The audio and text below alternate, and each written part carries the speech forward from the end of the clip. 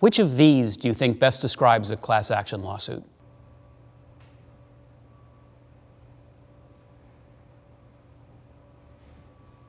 If you think the answer is A, you probably were a plaintiff's lawyer in a prior life.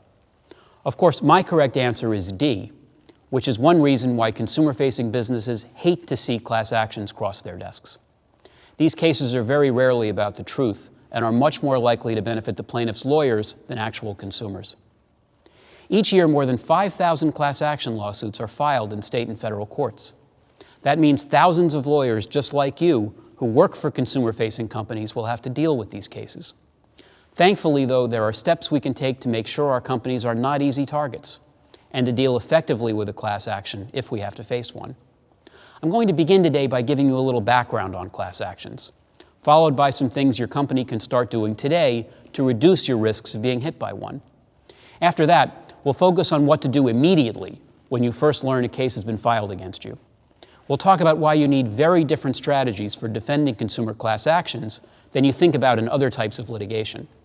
I'll give you tips on how to quickly evaluate a class action and identify your goals in defeating or resolving the case. First, and for real this time, what is a class action? Basically, it's a case in which one plaintiff or a few plaintiffs are trying to represent everyone that is, in the words of Federal Rule of Civil Procedure 23, similarly situated to them. The name plaintiff in a class action basically is saying you harmed me, and if I prove my case against you, you're going to have to compensate everyone else who bought the same product or had the same problem I did. Rule 23 in federal court and similar state court rules govern whether someone will be able to represent a class. In general, a plaintiff has to show that more than about 40 people are in the class, that her claim is typical of what she says happened to everyone else, that both she and her lawyers can adequately represent a class, and that the entitlement to relief of everyone in the class will turn more on common questions than on each person's individual circumstances. These rules give plaintiffs an inherent advantage. Specifically, when a court is deciding whether or not to let a case proceed as a class action, it is only allowed to consider whether the plaintiff satisfies the class action requirements. The judge cannot consider the strength or weakness of the plaintiff's case on the merits. Then, if a class is certified, the risk profile of a case jumps dramatically. Let's say the certification of the class spiked the potential damages in your case up to $1 billion. Even if you think you have a 95% chance of beating that case on the merits, suddenly a $50 million settlement of even a really weak case has maybe become a smart business decision. The point here is that the best class action strategy is to try to avoid ever being faced with one. And you can start making changes today that will reduce your risks. Avoiding class actions is a lot more complicated, though, than just preventing your company from committing obvious consumer fraud. Plaintiffs' lawyers are getting ever more creative at asserting theories of liability that even the smartest in-house lawyer never could have anticipated. Here's what I mean by this. I would not have predicted a few years ago that a plaintiff's lawyer would bring a class action over too much air in a potato chip bag. I would not have predicted that a lawyer would sue because iced coffee had ice in it. The point is, you can't always predict the direction from which these consumer class actions will come. If you can require your customers to execute arbitration agreements with class action waivers, that is one solid step you can take to reduce class action risks. But arbitration is a whole separate topic that comes with a separate set of pros and cons and traps for the unwary, and it's beyond the scope of our presentation today. If an arbitration agreement isn't feasible for you, or even if it is, my strong advice is that it's almost always easier and cheaper to resolve a consumer's complaint before she brings a claim than to wait and address the claim after the consumer has hooked up with a lawyer. If you have customer service representatives, keep them on the lookout for lawsuit threats. Very often in my practice, I found that before a plaintiff sued, she contacted the company and didn't get a satisfactory response. Tell your customer service reps that if a consumer says class action, lawyer, or lawsuit, or I'll sue you during the course of complaining, those complaints generally should be escalated. I'm not saying you should yield to everyone who says lawyer, but you should at least be alerted when someone makes that threat. And the more you feel like you need to bend in a consumer's direction to resolve a complaint, the more you should think about demanding a litigation release in exchange. Second, look for patterns in your customer complaints, both to your customer service reps and on internet forums. If a lot of people are complaining in places where you can see them, the plaintiff's bar can see those complaints too. And if there are many complaints, sooner or later a class action lawyer will notice. Third, if you're about to be hit with a negative press story about your company's product or service, you should anticipate that some enterprising plaintiff's lawyer will find a client and sue. Your response to the negative story should take that possibility into account. If the story's claim is wrong, you're going to want to say so in a manner that gets through not only to your customers, but to the lawyers who want to recruit them. On the other hand, if a story revealed a problem you weren't aware of, fix that problem, and maybe announce a remediation program if necessary, ideally before you're sued. Imagine, for example, you're a franchise fast food restaurant, and a news story appears that your restaurants didn't fully honor a national coupon you issued. You quickly investigate, and you find out the story's right. You had a computer error. You fix the problem immediately. Which do you think is better in response to the story? Saying no comment, or saying, we didn't know about this problem, we quickly fixed it, only a small number of people were affected, and the average hit was about 25 cents? Which of those do you think is more likely to deter the plaintiff's bar from suing? If you've done all you can to make your company less of a target for class actions, but you've been hit with one anyway, you're certainly not alone. Most companies that are successful enough to have in-house lawyers probably will face at least one class action at some point in their existence. And obviously, larger consumer-facing firms see them all the time. Whether you're small or large, however, a first-time litigant or a frequent flyer, the first step always is the same, and that's find out what happened. Remember, too, that your real adversary in a class action is not the named plaintiff, it's the lawyer. Most class action plaintiffs were found and solicited by their lawyers, and not the other way around. Plaintiffs' class action lawyers are independently acting business people making business decisions and spending their own money in each of the cases they file in hope of a lucrative return. It's best to think of them that way. I'll give you a quick way to think about class actions. Nearly all of them fit neatly into one of four categories, and your approach to defending it is going to turn on which kind of a case it is. In the first kind of case, you read it and quickly say, that's just wrong. You didn't do what the suit claims you did, or maybe you did it briefly, but fixed the problem a long time ago. The second kind is where maybe the named plaintiff herself had a problem, but it's a unique problem. Maybe the plaintiff got a bad unit of a product, or something just went wrong with respect to her. You're pretty sure that there's no class of people similarly situated. The third category is where you're being sued over a discontinued product or a past practice that you're not engaging in anymore and don't anticipate doing again in the future. In each of these three situations, you have a few more options available to you than you do in the fourth and most serious category, where the plaintiff is challenging a core practice of the business that you're not in a position to change. If you have a case where you think the plaintiff is just wrong, the best approach often is to reach out in a respectful way to the plaintiff's counsel and tell them so. Now, I'm not suggesting the plaintiff's counsel will simply take your word for this. Before the approach, think about how you can best demonstrate why the lawsuit is wrong. If the plaintiff's response is, but I have experts who assure me I'm right, you might consider a meeting covered by the settlement communication privilege where the plaintiff's experts and your in-house experts get together and hash out their views. Now, one possible outcome of this kind of a meeting is you might find out that you're wrong and the plaintiff is right. If that's going to happen, much better it happens early in the case than later in front of a judge. You will have set up a constructive dialogue with the plaintiff's counsel, and you still should have a decent chance to resolve the case. I know the idea of sitting down with an adversary and showing your hand at the outset of a case is incredibly counterintuitive. It also may be a tough sell to an internal client, and it's definitely not the right answer in every case. But imagine, for example, a plaintiff who's alleging that your mobile app is scraping personal information from users' devices when you're sure that allegation is wrong. If a plaintiff's lawyer is coming to you before going public with his claims, why wouldn't you want to sit down with him? If you're right, and you demonstrate you're right, you're in great shape. You also may find out that you're wrong and that your software is operating in a way you didn't know about. Now you can go public with the problem, a solution, and a class-wide settlement release all packaged together. Consider the alternative in that situation. If you hadn't sat down with the plaintiff's lawyer, you would have had a terrible press day when he went public with the case. You then would have had a second terrible press day when the plaintiff proves you wrong, and a third terrible press day when you settle. The more bad press you face, too, the more likely it is that state attorneys general will get involved. Early communication with the plaintiff's counsel also is a good idea if you think maybe the plaintiff had a problem, but few, if any, others did. Almost certainly you'll know more about that plaintiff's situation than her lawyer does. Believe it or not, some class action plaintiffs don't tell their lawyers the whole truth about what happened to them. Here again, the lawyer is not likely just to take your word for what happened, or that few others had the same problem. You might need to share customer service data or your history of communications with the plaintiff.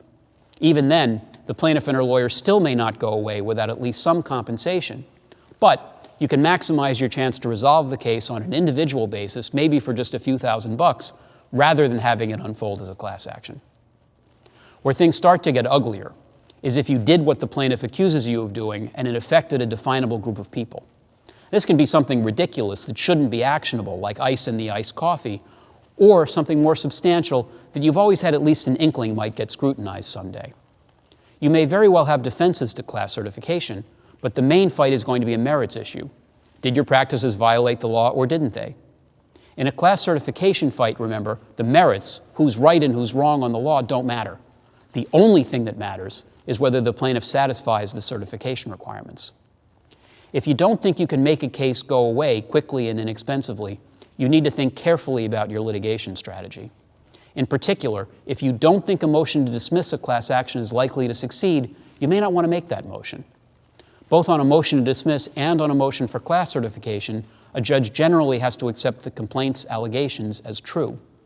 This means if a judge writes an opinion accepting those facts and denying dismissal, the plaintiff may find it easier to convince the same judge that the same facts support class certification. Plus, if whatever problem you saw in the complaint is fixable, you may end up after motion practice with a better pleaded complaint and one that stands a better chance of working as a class action than you had in the first place. Remember, too, that cases become a lot more expensive to settle the day after the judge certifies a class than it would have been the day before. Once a class is certified, the plaintiff's counsel has you over a barrel, and they know it. Liability in a class trial can be immense. Think of a Telephone Consumer Protection Act case, for example, where if you lose a trial, you're potentially on the hook for $1,500 for every call you made. But in a settlement, you may only have to pay a few dollars a call. That kind of pressure is why very, very few class action cases go to trial after classes have been certified. Plaintiffs' counsel have incentives to settle early, too, so they can monetize their investment and move on to the next target. In my practice, I've learned that there's no one-size-fits-all approach to defending or settling class actions. You need to evaluate each case carefully and customize a plan for it. Sometimes you have to bank a big win or a few wins in a case before plaintiff's counsel is willing to consider a reasonable settlement. But if the plaintiff's counsel is settlement-minded at the outset of a case, you have to consider the benefits of an early settlement versus the potential risks of litigating the case. I've been able to achieve some very inexpensive class action settlements when I've started those discussions early. So go back to the category of cases where the plaintiff is challenging a legacy product or a practice you've discontinued. Is it worth fighting to defend something you only did in the past? Or is it better, without admitting liability, to settle before the court rules on the merits? And if you decide to fight, what are you fighting for? Is it to save money because the plaintiff isn't offering you a reasonable enough deal? Or are you really just trying to preserve your ability to renew the practice in the future? And if that's what you're fighting for, how likely is it that you really will renew that practice? And what are the risks to other aspects of your business if you fight and lose? I've often had occasion to say to clients, hey, you're not doing this anymore. What you were doing before probably wasn't against the law, but whether it was or it wasn't, you're operating differently now, and it would be much harder for a plaintiff to challenge your current practices than that past practice. I think I can make you a class action deal that buys you a comprehensive release for all past transactions and would preclude anyone else from suing over them. And if so, what's that worth to you? If maybe you're going to make a deal with a buyer or an investor, what would your being free of past liability be worth to that investor or to your stock price?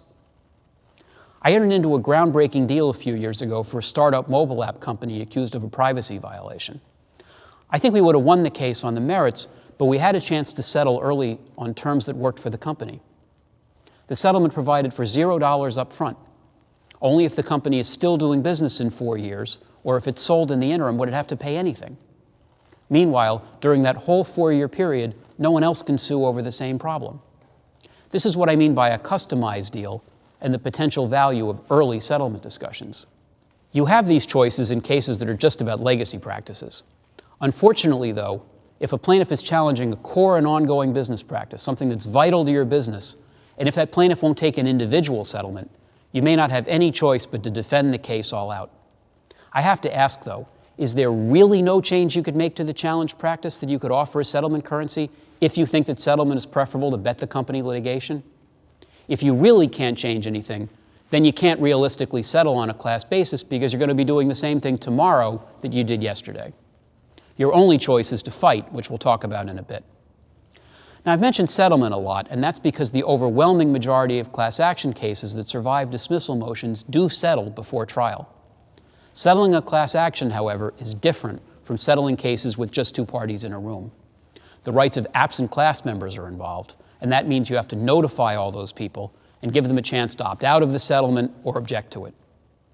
Rule 23 says that when you give notice to a settlement class, that notice has to be by the best means practicable under the circumstances.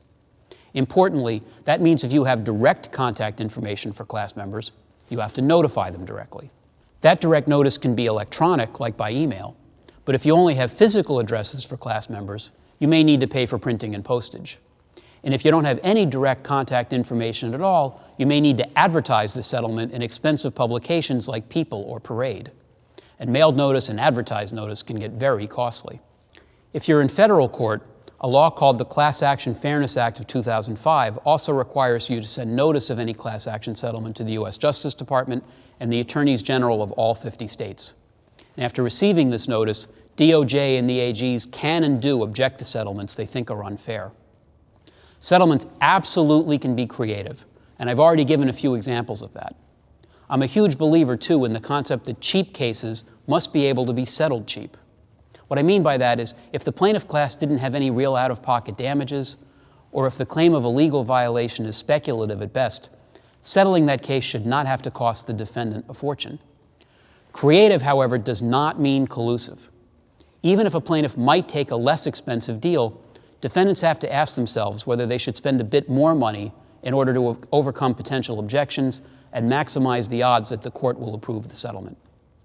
You don't want to waste money on unnecessary notice costs, but you also don't want to be too skimpy on notice. Printing a class action settlement notice just once in USA Today might have seemed like a great idea, right until the Second Circuit Court of Appeals called that tantamount to no notice at all and held that people in the settlement class were not actually bound by the settlement release. How do you like to pay good money for a class action settlement release only to find that you can't benefit from it? This does not mean you have to hire a notice expert or spend crazy money on notice. A whole cottage industry is developed around convincing judges through expertise that your notice plan will reach its target. In my experience, however, you usually don't need an expensive expert. All that really is necessary is a common sense notice plan that your outside counsel can explain to the court's satisfaction.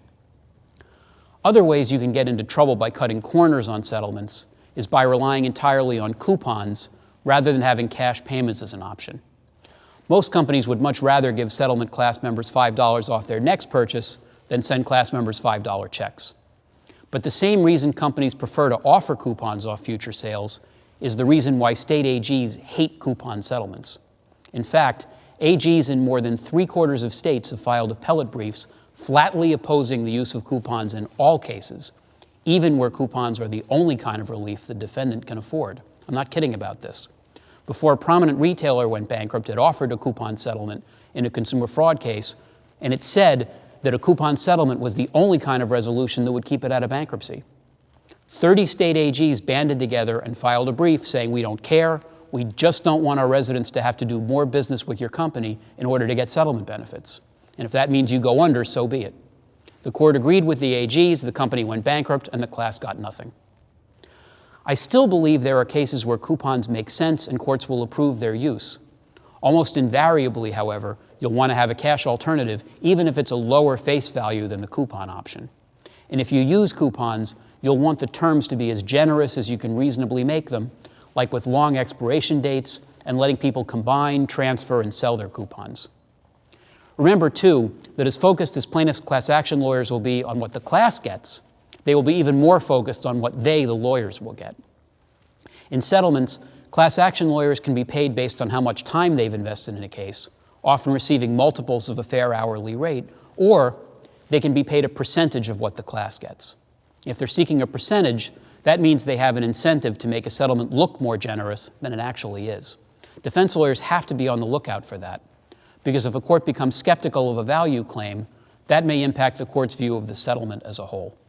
Finally, don't expect to receive a broader release than what's fair given what you're paying for it. Let's say you sold a toaster that you said would heat up to 500 degrees, but would really only heat up to 475. If you agree to pay $5 to everyone who bought the toaster, it's fair to receive in exchange a release from false advertising claims. But can you demand that the release bar personal injury claims where the toaster blew up, or property damage claims if the toaster burned your house down? No. If all of this makes it sound like you as a defense lawyer have to think like an ethical plaintiff's lawyer when crafting a settlement, you're exactly right. Of course, it's supposed to be the plaintiff's counsel's job to protect the best interests of the class, but you can't leave this entirely to the plaintiff's side. If you want to make sure the settlement is approved and that the judge doesn't send you back to the drawing board to come up with an even more expensive resolution, you have to put together a deal that you would approve yourself if you were the judge. If you would say no to the deal as the judge, think about improving it. Let's say, though, that you don't want to settle. Even more likely, let's say that you're perfectly willing to settle, but you can't get a reasonable demand from the plaintiffs. What then? The answer, whenever possible, is to try not to have to run the full gauntlet of procedures. Here you can see the normal life cycle of a class action, and it's a long, expensive journey that you don't want to take from start to finish unless you really have no choice. You want instead to find a shortcut to winning. The key to winning quickly and with the least expense is to figure out the plaintiff's main vulnerability. Does the plaintiff have an important fact wrong? Is the plaintiff's theory wrong on the law? Or is there some insurmountable problem with the plaintiff's class certification theory that should preclude the plaintiff from ever satisfying Rule 23? Whatever the plaintiff's biggest problem is, focus on it. More importantly, tell the court you're focusing on it and tell the court why. Your Honor, Ms. Smith is never going to be able to certify a class here, and we'll be able to demonstrate that conclusively after we produce these certain records. Or, Your Honor, Ms. Smith has her facts wrong, and we'll be able to move for summary judgment as soon as we produce particular discovery and take her deposition. If you offer a reasonable plan and are willing to be flexible about it, most courts will be open to the possibility of cutting to the chase and getting the case resolved sooner rather than later. The best example I can provide is that of a class action against a cosmetics company that raised fraud claims over a dozen different skin creams in one case and more than 200 different advertising statements made about those products. Over and over, we told the magistrate judge that a case about 200 different advertising statements, only some of which each class member would have seen, wasn't going anywhere as a class action. It took a while, but eventually that message stuck. Can you attack and try to defeat a plaintiff's class ambitions at the pleading stage before there's been any discovery? Yes, but be careful. Courts don't like these early motions and prefer to let plaintiffs seek class certification affirmatively in their own time. In my experience, courts will only entertain pleading stage motions to deny class certification if you can convince them there's literally nothing the plaintiffs could learn in discovery that would allow them to support class certification. That's a tough bar to clear, and defendants in recent years have filed too many of these motions without being able to meet that very high standard and received harsh rebukes from the courts in return. Another word you will hear in class actions is ascertainability. That's just another way of saying we sold through third parties and we therefore cannot identify by name the people who bought our products. Class action plaintiffs used to say that not knowing for sure who bought products isn't a problem. We can litigate the case and eventually just ask people to submit sworn statements that they're members of a class. But then, the Third Circuit Court of Appeals in Philadelphia held that relying on self-identification violates a defendant's due process rights. The gist of their rulings is that a consumer's recollection of having purchased or used a product may be faulty or wrong, so a defendant should not have to pay a claim based solely on that person's say-so. If corroborating evidence exists in records, then say-so affidavits can be an acceptable piece of the puzzle, but they cannot be the sole basis for a claim. The Third Circuit's ascertainability doctrine is controversial, to say the least, and other courts like the Ninth Circuit in San Francisco have explicitly disagreed. In the view of these disagreeing courts, class actions are an important tool to right consumer wrongs, and imposing an ascertainability requirement would be too big of an anti-consumer hit. Ascertainability can still be a strong argument against class certification, but you have to play the card in the right way, at the right time, and in the right court. The best time for an ascertainability challenge usually is after discovery, but where you may have this defense, you should be thinking about it from the very first stages of a case. You may be used to litigation taking a long time to resolve, and that can be true for class actions too. But more often than not, the most crucial decisions in a class action case are made in the first days after the suit arrives. Those decisions can put your company in a position to resolve a case quickly and inexpensively, or it can set you on a path that leads to much greater costs down the road. That's one of the reasons why you'll want to treat class actions differently than other litigation and rely on experienced class action practitioners to defend them. We've covered a lot in our short time today, and I'm confident you'll be able to help get your company started right away on implementing some of the changes I suggested to minimize your class action risks.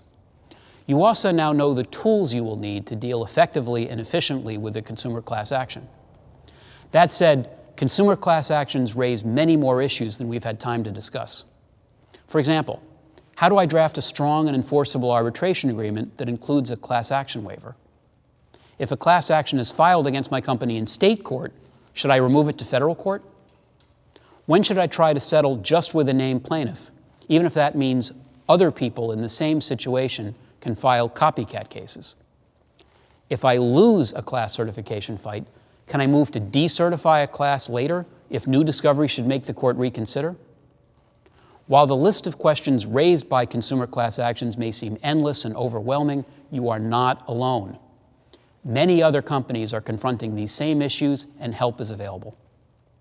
I hope you've enjoyed today's presentation, and thanks for joining me.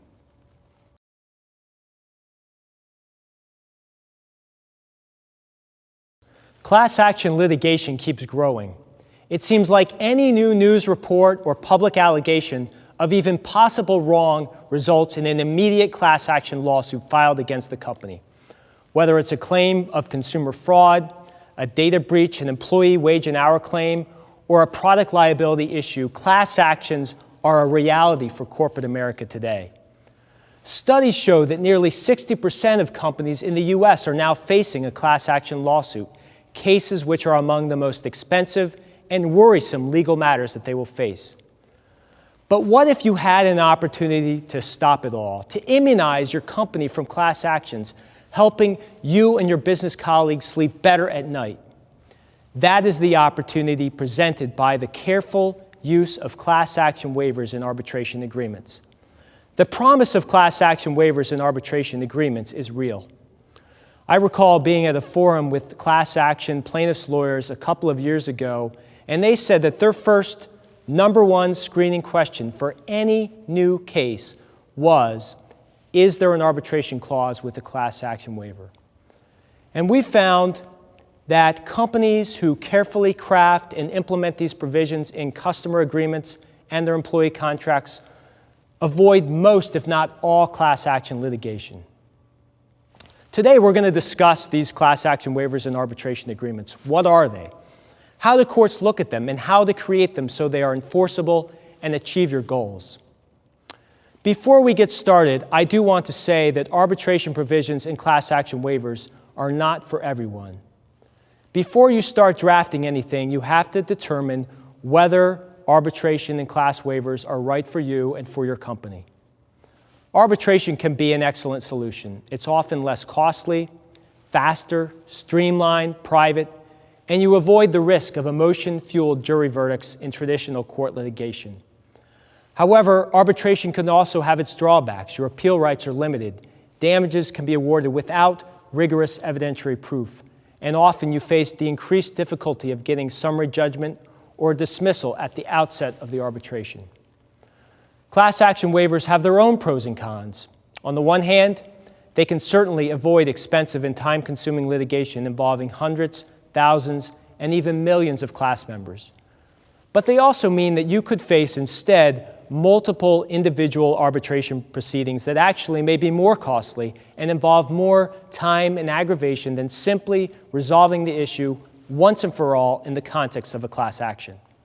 So it's important to carefully weigh the costs and the benefits of arbitration and class action waivers to determine what approach is right for you and your organization.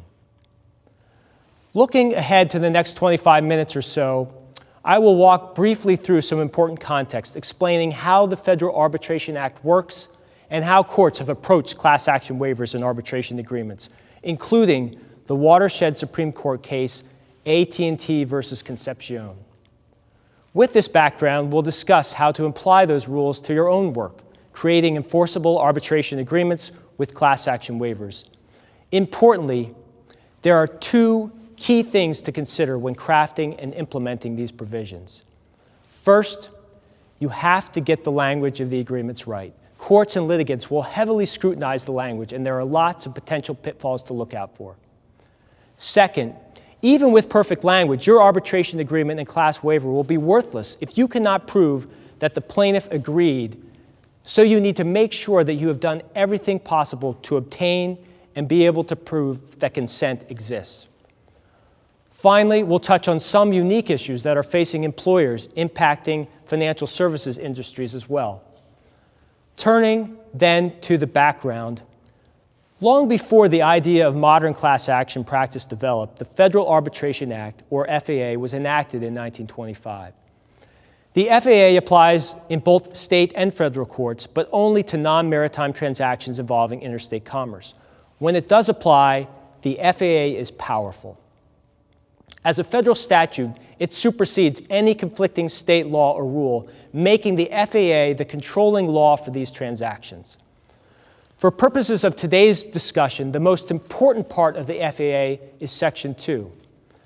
Section 2 commands that any arbitration provision in a contract covered by the FAA, quote, shall be valid, irrevocable, and enforceable, save upon such grounds as exist at law or in equity for the revocation of any contract, close quote. The first clause here, stating that an arbitration provision is valid, irrevocable, and enforceable, is really important, and it's at the heart of why arbitration agreements with class action waivers are such a powerful tool. That's what we refer to as the preemption clause of the FAA, making clear that any rule or policy that is hostile to arbitration is not enforceable as a matter of federal law. The arbitration clause has to be enforced. The second clause of Section 2, known as the savings clause, is also important. It's critical to understanding why it is so important to be careful about the way you draft and implement these provisions. That's the kind of funny language that says, save upon such grounds as exist at law or in equity for the revocation of any contract. This phrase has been interpreted to preserve general contract defenses when it comes to arbitration agreements. This means that traditional attacks on contract, such as the lack of consent, fraud, duress, and unconscionability, those are all on the table when attempting to avoid arbitration. We'll talk more about what Section 2 means for crafting your own arbitration agreements and class waivers a little later on. First, let's briefly review how courts' approaches to class action waivers and arbitration agreements have changed over the years. Courts, particularly state courts, have historically been hostile towards class action waivers and arbitration agreements. They were concerned that forcing consumers with small dollar claims into individual arbitration essentially deprives them of any ability to get relief because the amount of money at stake means that no one will bother to pursue it. In other words, for certain smaller claims, it's only by combining the claims of multiple individuals into a class action that they will be vindicated. Many courts and state legislatures came to view this right as so important that many created rules that class action waivers and arbitration agreements were per se unconscionable and could not be enforced. Often courts would conclude that arbitration agreements were, as a whole, invalid. Other times they would find that the arbitration could proceed, but would allow it to go forward as a class arbitration. But this animosity was in tension with the aims of the FAA, which strives to uphold arbitration agreements and their terms as agreed upon. Now, all this came to a head in 2011 with the Supreme Court case AT&T versus Concepcion. In Concepcion, the Supreme Court was faced with a battle between AT&T's arbitration agreement, which included a class action waiver, and a rule from the California Supreme Court called Discover Bank that invalidated all contractual class action waivers. In evaluating the arbitration agreement, the Supreme Court held that state rules precluding class action waivers do not apply when those waivers are in arbitration agreements. Rather, the FAA and its preemptive power controls. This means arbitration agreements are to be enforced according to their terms, class action waivers and all. The court clarified, however, that because of FAA's saving clause in Section 2, state law contract offenses that are generally applicable and neutrally applied remain valid bases to attack arbitration agreements. Now, it's notable that AT&T's arbitration terms were quite consumer-friendly, and that clearly impacted the Supreme Court's decision. AT&T would pay the entire cost of arbitration. The arbitration would take place where the consumer was located or by phone or written submission, and the arbitrator was given no limitation on damages. Clearly, that impacted the Supreme Court's decision, indicating to them that AT&T was providing a genuine option to consumers. Concepcion had a massive impact on class action litigation. In 2012 alone, courts in at least 76 putative class actions cited Concepcion when granting a motion to compel individual arbitration. That's 76 less class actions in the federal system that year alone. Concepcion has been called the decision that launched 1,000 motions due to the resulting flood of defense motions to compel arbitration that were filed and that continue to be filed in class action cases around the country. Motion practice wasn't the only thing that changed after Concepcion. Companies began to look at how they could take advantage by adding arbitration provisions to their own customer and employee agreements. When they did so, they drafted those agreements so they contained consumer-friendly features like AT&T's. For example, when Sony updated its PlayStation Network terms of service with a new arbitration clause, they put out a statement explaining the changes by saying, the Supreme Court recently ruled in the AT&T case that language like this is enforceable. Now, no matter how companies reacted immediately after Concepcion, we now have the advantage of being able to look back at the decision and the developments since then and apply it all to help you figure out how best to advise your own company. So with that background in mind, let's get into the details about what you need to consider to create an enforceable arbitration agreement and class action waiver.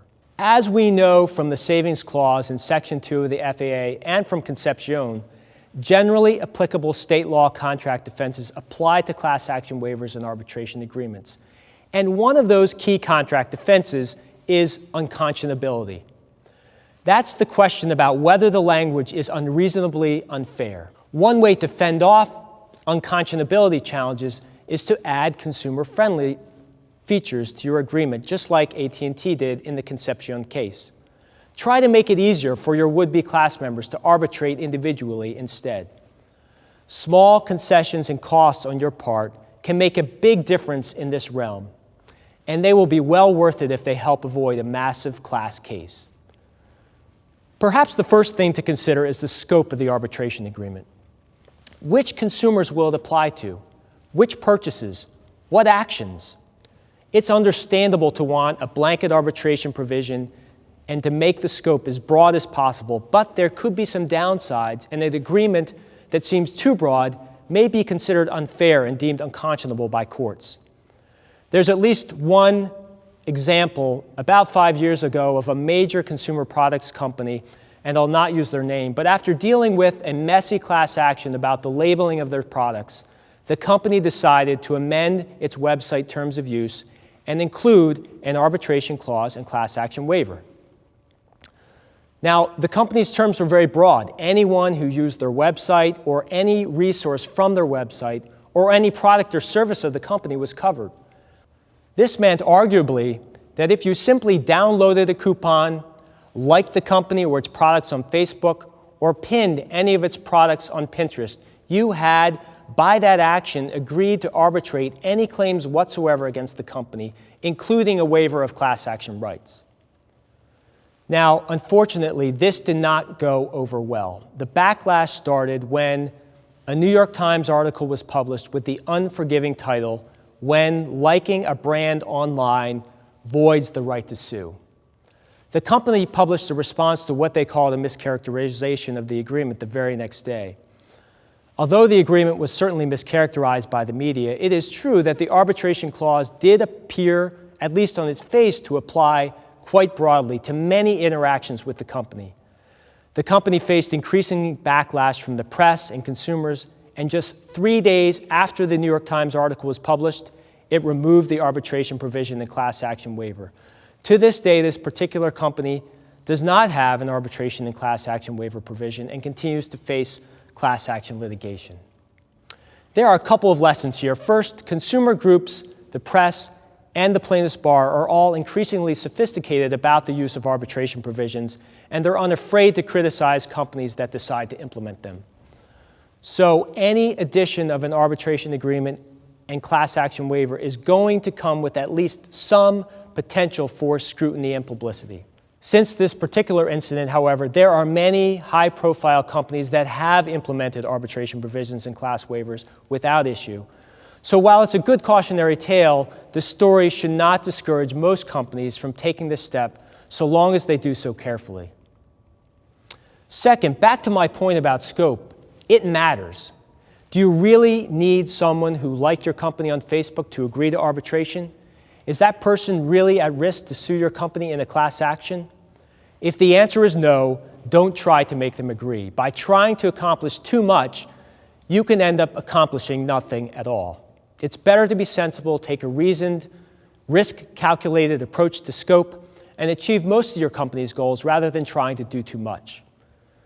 In addition to scope, it's very important to make sure the arbitration provision is drafted in a way that is mutual.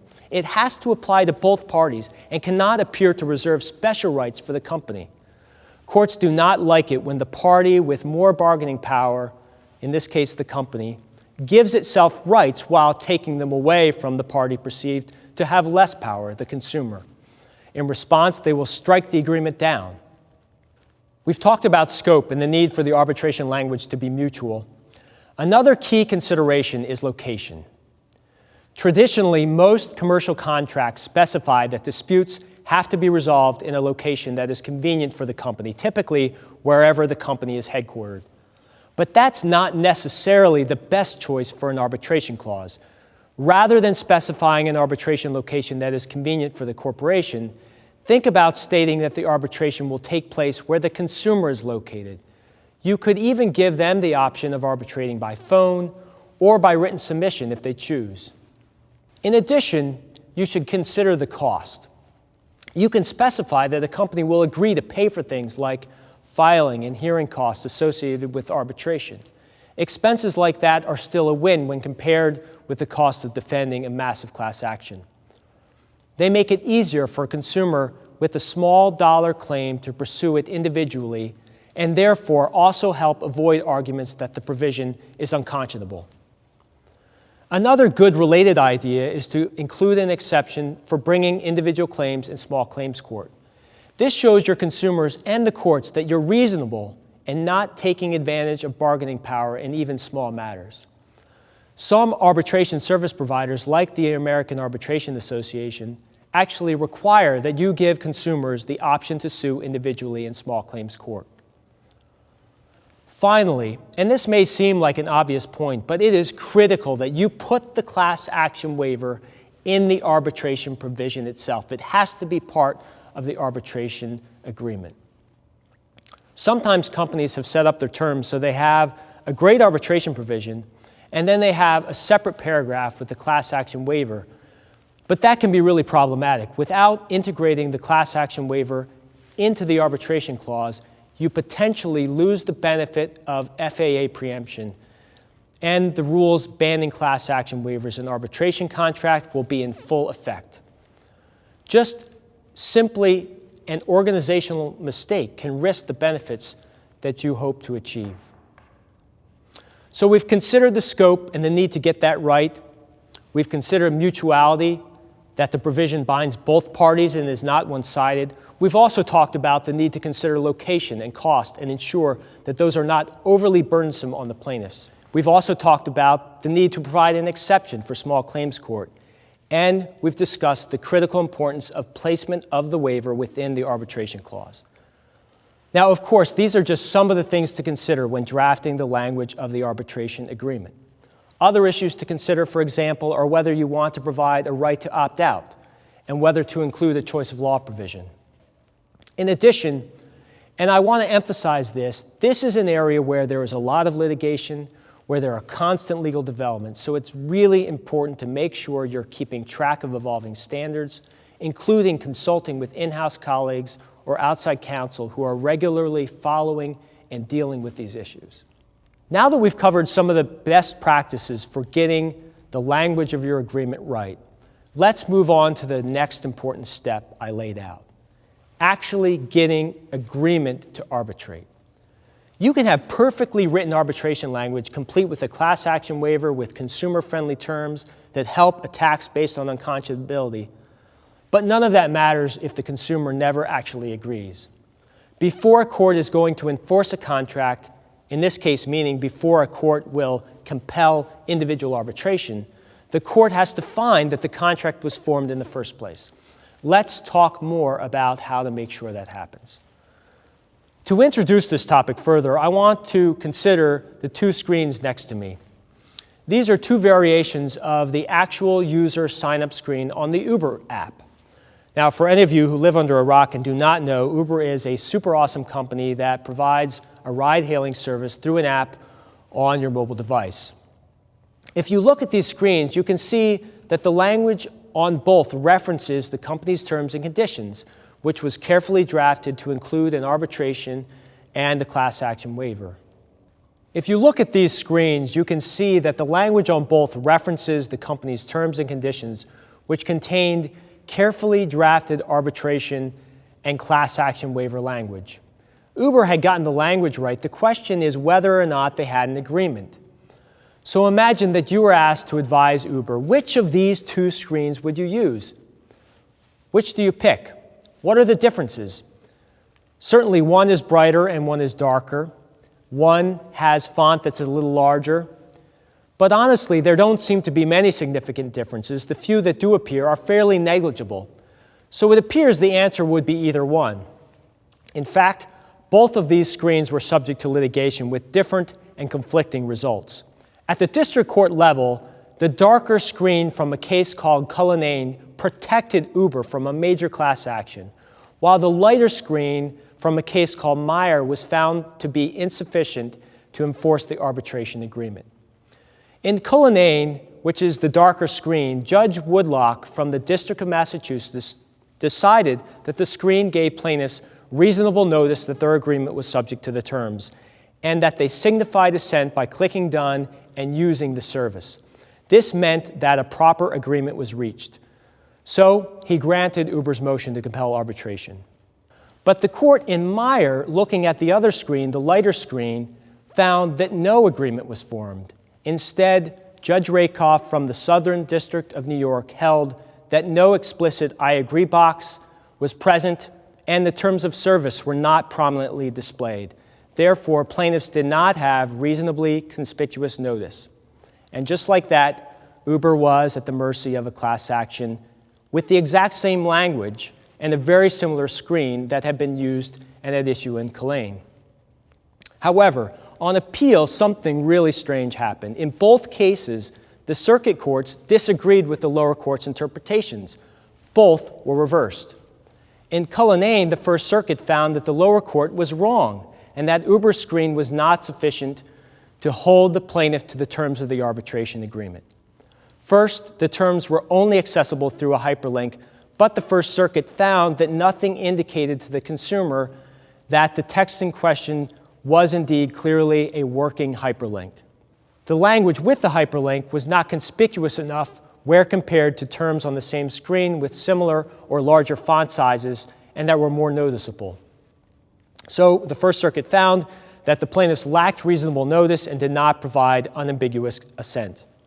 The First Circuit reversed the district court order compelling arbitration and remanded the case. Meanwhile, the Second Circuit in the Meyer case, and again, that's the lighter screen, found that plaintiffs actually did have reasonable notice. The court found that the screen was uncluttered, with no scrolling required to find the link to the terms, and that the terms of notice, along with the mechanism for accepting them, were temporally coupled.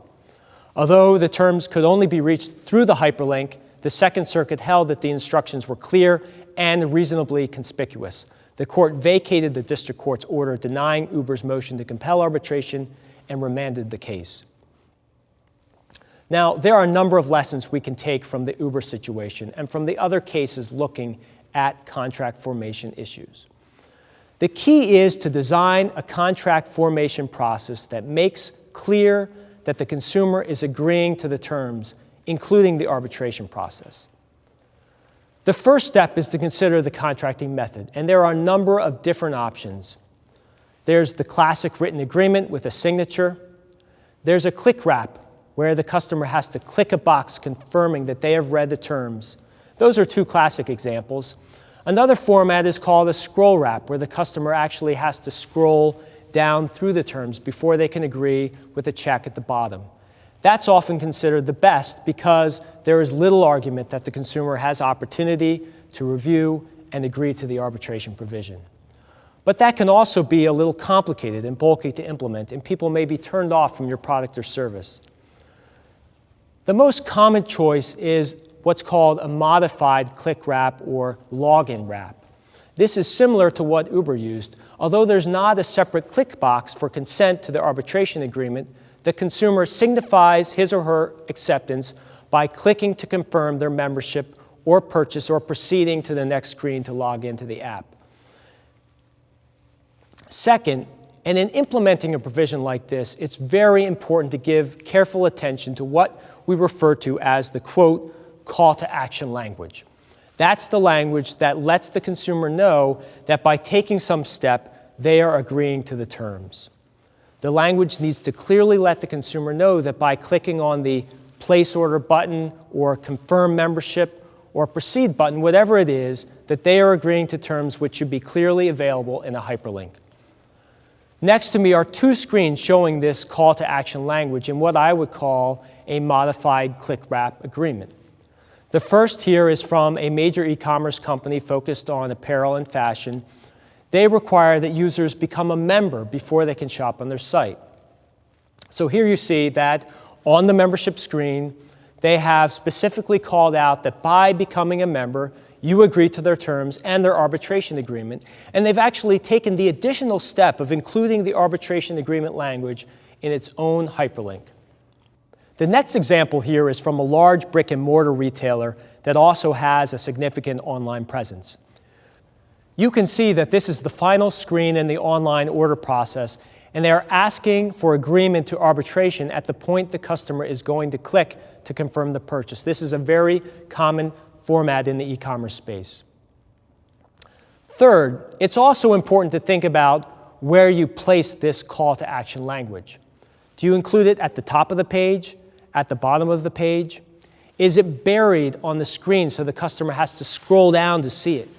Is your website optimized so it can be clearly seen both on a desktop and also on a mobile device? Whatever decision you make, it's really important that it be easily visible and accessible. So consider placing it somewhere where the eyes will naturally find it and courts will consider it to be conspicuous.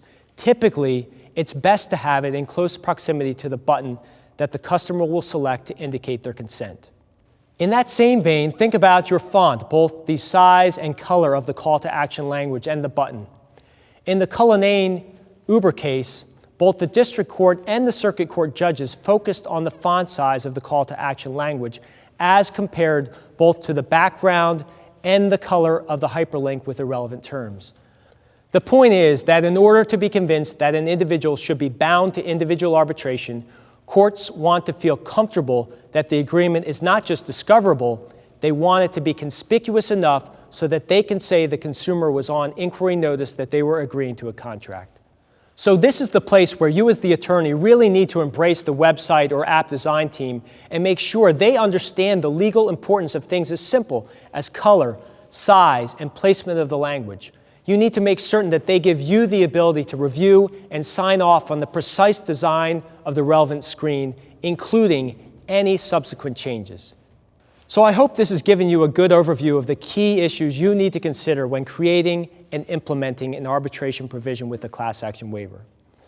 Before I close, I want to highlight a few recent developments. First, we focus primarily on the business-to-consumer relationship, but many class actions are brought by groups of employees. There are unique issues to be concerned about in the employment context. And this is an area where we've recently seen some really significant developments. For years, there was a debate over the relationship between the FAA and the NLRA, the National Labor Relations Act of 1935. While the FAA protects arbitration agreements as written, including class action waivers, Section 7 of the NLRA arguably protected employee class action lawsuits as part of their right to concerted activity. There was a significant debate about which language controlled, the NLRA or the FAA. With its Epic Systems decision in May of 2018, the Supreme Court appears to have ended that debate. There, the court held that the NLRA does not invalidate class action waivers and arbitration agreements, with the FAA instead controlling and making them fully enforceable. Now, the court's decision was highly contentious, with Justice Ginsburg's dissent itself suggesting congressional correction of the majority's opinion was necessary. Now, whether that happens is something to keep an eye on. For now, there is a real opportunity for employers to protect themselves with arbitration agreements and class action waivers, much like in the consumer context. In addition to the employment area, the financial services industry has faced its own unique set of arbitration issues. In July 2017, the Consumer Financial Protection Bureau, or CFPB, issued a final rule banning class action waivers and arbitration agreements between financial service companies and their customers.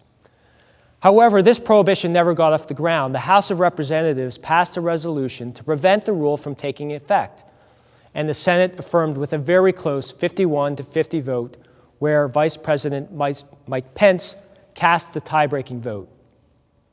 Traditionally, financial services companies, although they are certainly big targets for class action litigation, they have been hesitant to implement arbitration and class action waivers. Now it appears that they are able to benefit just like other consumer-facing companies.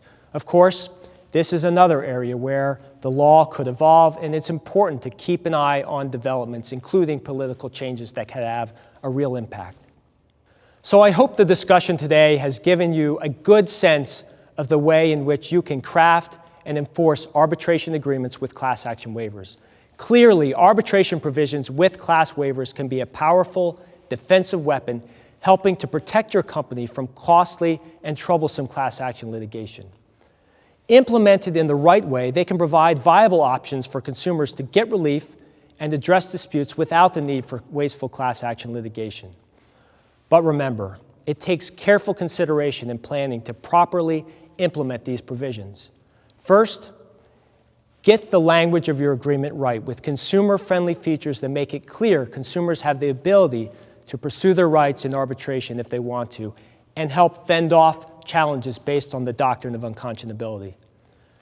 Second, make sure you actually get consent. All your work will be for nothing if you do not have a real, valid agreement.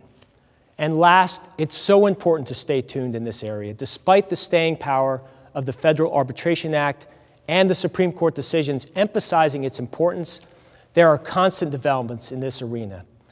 It's certainly an exciting time to advise clients on class actions, arbitration provisions, and class action waivers, and all the various risks and challenges associated with them. Hopefully, after today's discussion, you will feel even more equipped to do so for your company.